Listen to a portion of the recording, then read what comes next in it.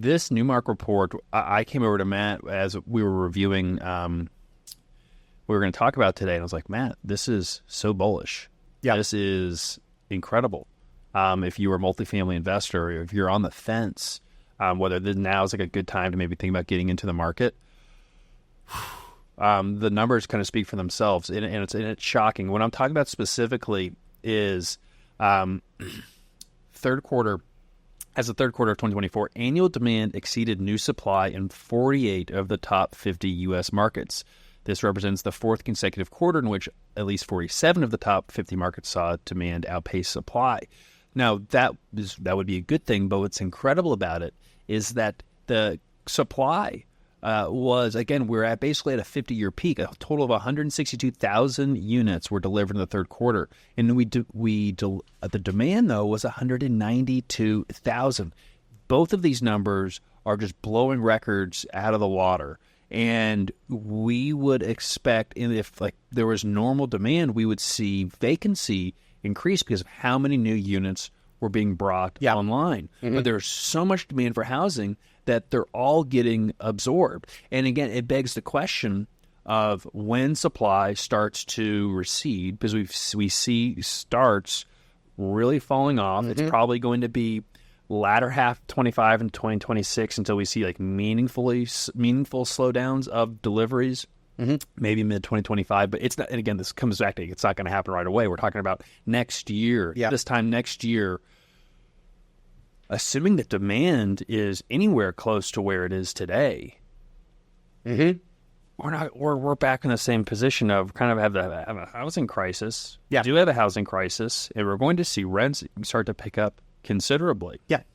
And I'll go over this in our discussion of this Real Page article later. But man, we still need new houses, and the amount of building that we did, it was only 2 years, and those 2 years of building didn't. They put a measurable dent in apartment demand specifically, but the housing brought supply rents down for the last 2 years. Makes sense. But that was super temporary and more temporary than you would think. So it's a marathon. It's a marathon. It's not a sprint. We need to continue to build, adequate supply of housing. We can't not build for 8 years and we just build a ton for 2.5 years and we stop and think that the problem's solved. Yeah. And it's almost baked in that this supply is going to go down because starts and permits have gone down precipitously. And, following starts and permits, the completions fall down. So there's lots of factors that also, that would suggest higher housing demand in general. One of which is the fact that home prices are just kind of skyrocketing. Now, you have this graph up here about economic trends favoring renting over home ownership. This is one of my pet topics, is this difference between renting and home ownership. And it is a thesis that has been brought up multiple times about do high home prices really make renters stay renters? Now, I think they do, but I haven't found, I've been searching for one, a really robust study of how much do home prices, by what percentage of price increases equates to what percentage of rental demand? You know what I mean? So, and that's probably a really hard, short of, and Cushman and Wakefield do this. Other than we're just seeing the results of it. It would be nice to quantify specifically of all right, because home prices are X, that gives more, more demand. But the reality is, and here's the statistic, year over year, the spread between home ownership and rental costs increased. It was already high, increased an additional 7.6%, reaching $1,203 in the third quarter of 24. Elevated by record high interest rates, renting remains notably the more cost effective than home ownership. We see this divergence starting in the kind of Q3 of 2021. It's always been kind of a relatively tight spread between renting and owning. It was more of what's your preference? How long do you want to stay there? Do you have the down payment? And then it was if you're going to stay there for a while, it's much more cost effective to just buy something. Yeah. But now you really can't say that. Renting is cheap compared. So our other housing options. I'm glad you have this chart up here too. And there was a Freddie Mac report this week that kind of has an interesting counterpoint to this divergence. And they're saying that, yes, while affordability relative to renting is very poor compared to pre-pandemic levels, it is similar to the early 2000s within the upper range of historical norms. You see in this chart, the early 2000s had rents diverging.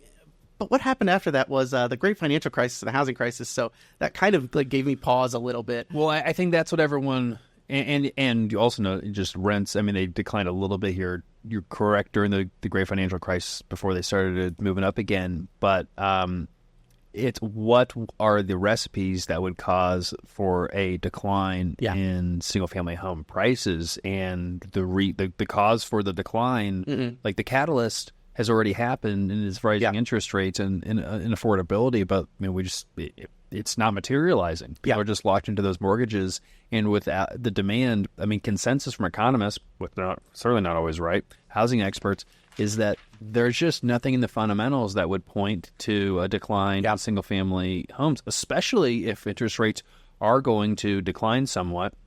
Maybe we may not have as easy of housing policies in the Trump administration that we could have had in a Harris administration related to, first-time home buying tax credits. But that's probably a good thing because we didn't. That would just make houses more expensive. Yeah. But I mean, again, what's the factor? Housing supply, right? There's less housing supply now than there was in the early 2000s, and so I think that's probably a huge factor. Yeah. And part of what drove the lower supply levels that we have right now was the result of post-financial crisis. So, we're kind of inheriting all these historical things. So the history's not going to repeat itself because we kind of created those conditions to begin with. Here's another statistic and graph. And new mortgages, Matt, are 53% greater than in-place rents. That's a lot. Yeah, that's part of what I was thinking of when I was including the down payment. When I was like putting myself in the mind of I used to be a renter too, and like my heuristic or whatever is like I'm going to compare my rent cost to what an average mortgage would be, and like you factor that in, and then maybe like the down payment, right? So if you can afford the down payment and that and the monthly mortgage makes sense, then you'd think that you'd become a homeowner. I think that most people would. So the interest rates are acting like such a big preventer of people getting into to become homeowners, and I don't think that's going to stop anytime soon. I do think it does have a material effect on keeping renters maintaining. If anything, this divergence between home costs and rental costs is a cushion, and it's going to lead to it's like there's like an implied stability of the rental market because of that difference. Yeah, well, because if assuming that there is some relative equilibrium between home prices and rents, if the home prices don't come down to meet rental prices, that means the rental prices need to rise to get into some sort of range with home prices. Yeah. It's one of the two. I guess it could be a little bit of both, but right now. And that's why, like, you'd think that if there was this super tight correlation between rental demand and home prices, that they'd be more in line. But the fact that there's this divergence means that there's something out of whack. I think it's because people aren't moving out. I think, very few homeowners are moving out because they've locked in low mortgage rates. And then also, baby boomers, they don't want to, they'd much rather age in place. Their S&P 500's a record, it's at 6,000 right now. Yeah. Today.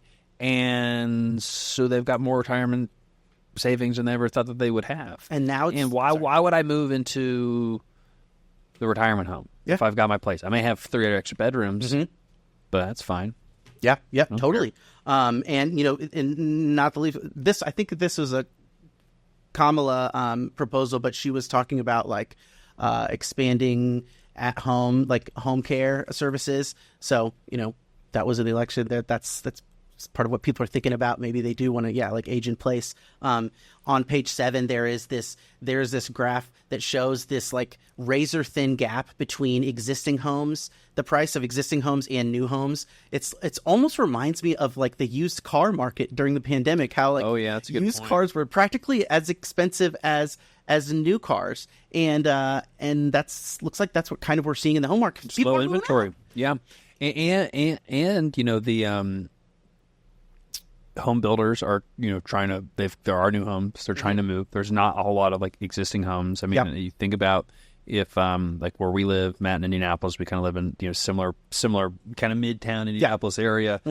There are very few, if any, new homes. It's all existing homes. Location, and people want to be in that location, and there's not that many options. It's like there's a couple, maybe a fair few houses on the market, so there's very few low inventory. Prices get bid up, and so all of a sudden you're buying a house that was built in like the 20s, 30s, 40s, 50s, 60s. You're paying a pretty penny, but you can go up to Westfield, get a brand new home that a builder just delivered. They're going to give you, and they're going to incentivize you on your interest rate. They're probably going to subsidize your rate, and they're probably going to give maybe some, decent pricing because they've got a decent amount of volume to move. Now, it's still going to be like elevated pricing. But, they're definitely trying to move inventory, and they're using incentives to do that. That's really interesting. Yeah, but that's what I was thinking too, is like location. Like, there's no room. There's no room to build, and that's where it is a premium for a lot of these in specific locations. But but man, I haven't seen it that